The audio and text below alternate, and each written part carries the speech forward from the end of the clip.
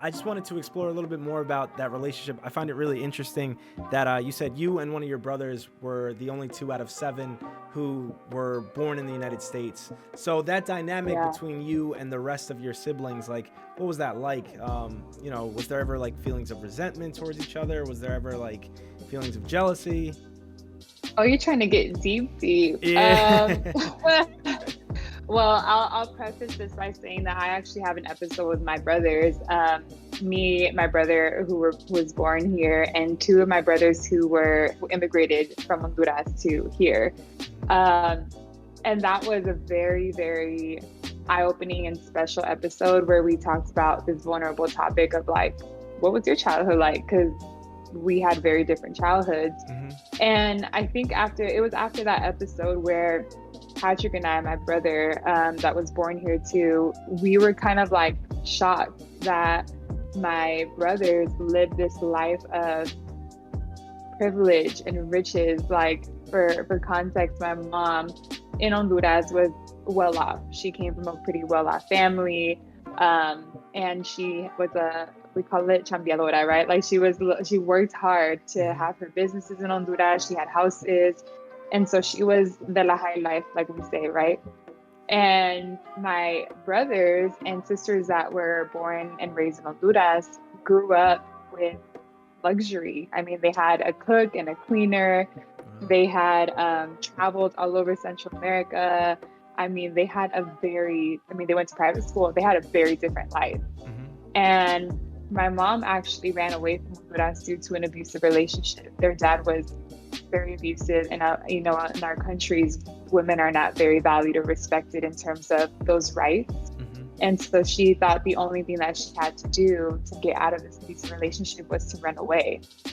Mind you, she was pregnant with my brother Patrick, and she had all these kids, all these five kids. And so one of my brothers stayed in Honduras. He was older, and she took the four kids, my brother Patrick in her belly, and she came from Honduras, got all their visas, did the whole thing, hid this from the man, and then ran away to San Diego, Wow.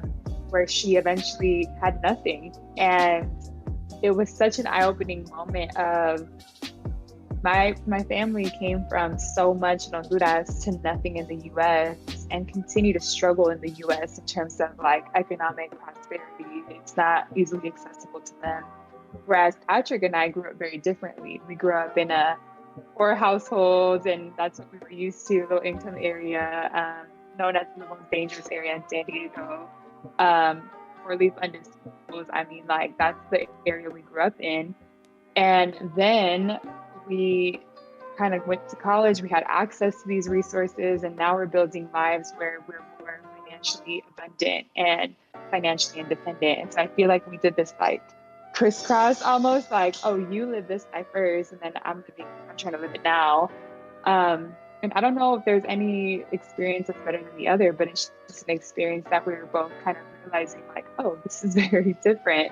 So different, yeah. And I think there was never any resentment. I think sometimes I felt guilty. I mean, a lot of the times I feel guilty. Like even when my mom is at the dinner table talking about, oh, la niña, they call me la niña. They're like, oh, la niña está haciendo esto y el otro, and she's like bragging about me, and I'm like, stop. Because I feel awkward because my brother could have easily done that if he had access, or my sister could have easily done that if she had more opportunities. So sometimes I feel like I have to like shrink the shine a little bit because I don't want my family to feel like I'm above this by any means. And I know Patrick's dealt with the same, and him being a father now has dealt with other first generational moments, right? Where he's just like, how do you navigate parenthood as a first generation man? And so, I mean, there was no resentment, but I think there is a lot of reservation on my end and Patrick's end of just, we don't want to brag about ourselves too much almost in the family, but our family's never said anything about that, never made us feel anything other than support, but it's just more of a intrinsic feeling of just the access that you get as first generation being born here. Wow. Yeah, that's so like when I came across that tidbit, and I can't remember which podcast episode it had come up, but I was like, I definitely want to ask about this because it's such an interesting dynamic, and I didn't know that backstory of them in Honduras and like their background before they came here. So that's it's really an interesting story and a really cool relationship. I'm definitely gonna go check out that episode. So that'll be in the show notes, everybody. That'll definitely be in there. It's called Sueño Americano. Mm-hmm. Yeah, that's awesome. And nobody had like any reservations of like opening up. Like they were kind of just natural, like, because you're a podcast host, right? Yeah. Not everybody's used to being on the mic like that. No, I'm definitely the one in the family that's like, let me tell all the tea about what we like went through, and everyone's like, oh my God. But no, I had asked permission for the family before I went out and I told my story, because I knew I wanted to start the podcast and start the first episode with me talking about my experience, my story, which I mean includes my family in there, you know, and a really hard moment of going through homelessness. So I literally asked them individually, and I'm like, are you okay if I talk about being homeless and what that was like? And I don't want anyone to feel uncomfortable. And the ones that I was worried about asking were my parents. I was like, oh God, I feel like, you know, there's like this thing about Latinos. They're like, la ropa sucia se lava en casa. Like, are they more private? Yeah, way more private. And so I sat them down. I was like, hey, so can I talk about this story? Uh-huh.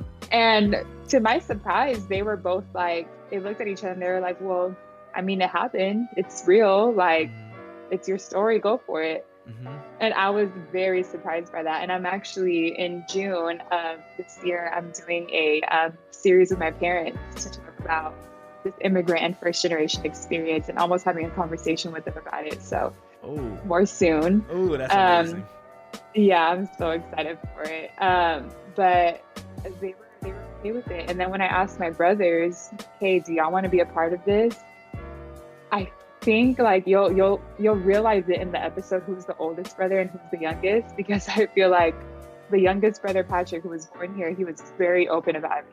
He was very much like, let me tell you what happened, let me tell you my experience. Whereas my oldest brother was more reserved in the episode. Like, you don't hear him talking a lot. He says a few things here and there. He's very much like, yeah, I mean, that happened. And then I have another brother who's very emotional, but he keeps it on inside, because Latino men, I know Latino men struggle with like leaving the machismo and all those stereotypes. Yeah, leaving all those stereotypes behind and sharing the vulnerability. But I remember Enzo, my brother, just really getting emotional because he went through a lot when we were, even memories were recounting about my mom seeing her being abused. Like, there was so much in that episode that they shared very openly, and I was surprised by their vulnerability. And I thank them like so much. Like, I can't believe y'all really did this, and just grateful that you're so willing to put your story out there.